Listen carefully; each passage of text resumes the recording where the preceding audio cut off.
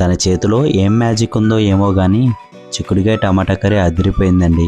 ముందుగా స్టవ్ మీద బాండీ పెట్టుకుని ఆయిల్ యాడ్ చేసుకుందాం. ఆయిల్ వేడైన తర్వాత తాలింపుని యాడ్ చేసుకుని యాడ్ చేసిన తాలింపుని బాగా ఫ్రై చేసుకున్న తర్వాత కొంచెం కరివేపాకు 1 కప్ ఆనియన్స్ యాడ్ చేసుకుని ఆనియన్స్ గోల్డెన్ కలర్ వచ్చే వరకు ఫ్రై చేసుకుందాం.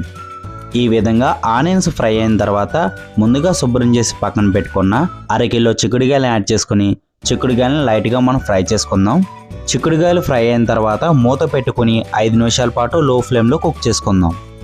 కుక్ అయిన చిక్కుడుకాయల్లోకి సన్నగా తరిగిన 1/2 కిలో టమాటాలు యాడ్ చేసుకుని మీ రుచికి తగినంత సాల్ట్, చిటికెడు పసుపు వేసుకుని ముక్కలకు పట్టేలాగా బాగా కలుపుకుందాం. ఈ విధంగా బాగా కలుపుకున్న తర్వాత మూత పెట్టుకుని మరో 5 నిమిషాల పాటు లో ఫ్లేమ్లో కుక్ చేసుకుందాం.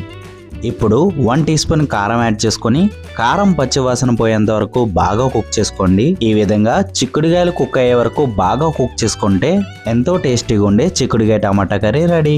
ఫుల్ వీడియో కావాలంటే ఛానల్లో ఉంది, తప్పకుండా వాచ్ చేయండి. వీడియో నచ్చితే లైక్ అండ్ సబ్స్క్రైబ్.